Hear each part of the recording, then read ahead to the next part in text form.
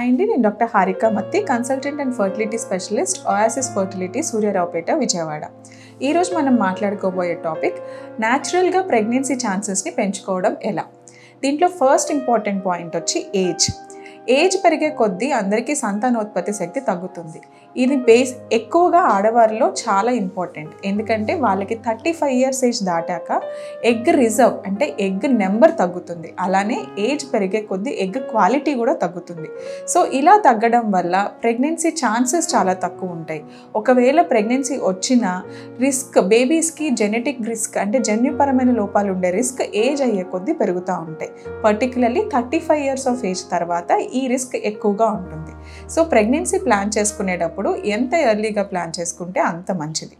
Second important thing ఏంటి అంటే awareness about fertility window. అంటే అండం ఎప్పుడు విడుదలయ్యే ఛాన్స్ ఉంటుంది, ఎప్పుడు కలిస్తే ప్రెగ్నెన్సీ ఛాన్సెస్ బాగుంటాయి అన్నది అందరూ తెలుసుకోవాలి.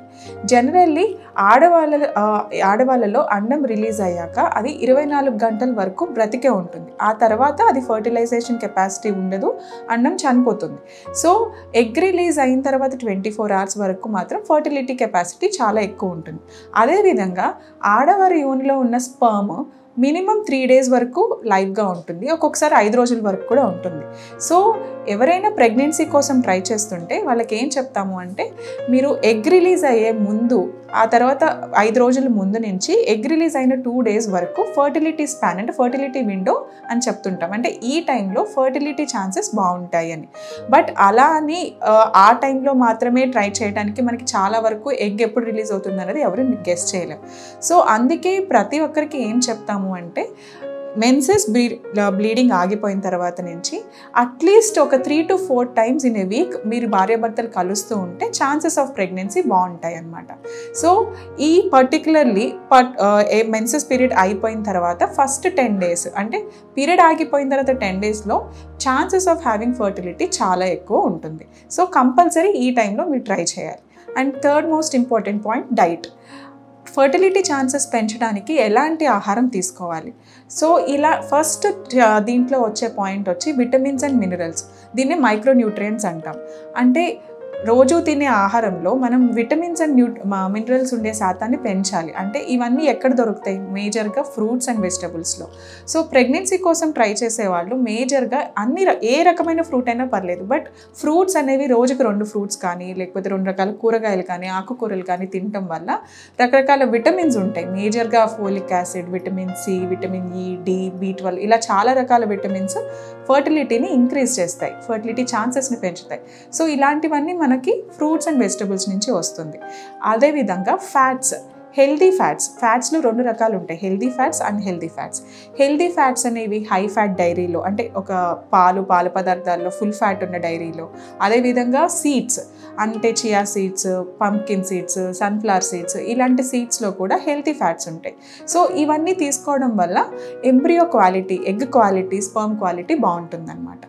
అండ్ థర్డ్ మెయిన్ పాయింట్ వచ్చి ప్రోటీన్ సోర్సెస్ అంటే గుడ్డు కానీ, లేకపోతే సోయా కానీ, పన్నీర్ కానీ, లేకపోతే యానిమల్ ప్రోటీన్ అంటే మీట్, ఇలాంటివన్నిట్లో కూడా ప్రోటీన్ సోర్స్ ఎక్కువ ఉంటుంది.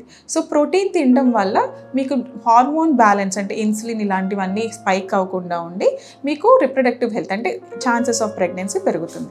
అదేవిధంగా కార్బోహైడ్రేట్స్లో 2 రకాల కార్బోహైడ్రేట్స్ ఉంటాయండి. హై గ్లైసెమిక్ ఇండెక్స్, లో గ్లైసెమిక్ ఇండెక్స్. అంటే ఈజీగా డైజెస్ట్ అయిపోయి షుగర్ స్పైక్ వచ్చే కార్బోహైడ్రేట్స్ని హై గ్లైసెమిక్ ఇండెక్స్ కార్బోహైడ్రేట్ అంటాం. అంటే మనం వైట్ రైస్ ఇవన్నీ హై గ్లైసెమిక్ ఇండెక్స్ అనమాట. సో ఇలాంటి వాటికన్నా లో గ్లైసెమిక్ ఇండెక్స్ అంటే హోల్ గ్రెయిన్స్, పట్టు తక్కువ ఉన్న బియ్యం తినడం కానీ, లేకపోతే ఓట్స్ ఇలాంటివన్నీ తినడం వల్ల మీకు సడన్గా ఇన్సులిన్ స్పైక్స్ అనేవి రాకుండా ఉంటాయి. అదేవిధంగా ఇలా చేయడం వల్ల ప్రెగ్నెన్సీ ఛాన్సెస్ కూడా, రిప్రొడక్టివ్ హెల్త్ కూడా బాగుంటుంది.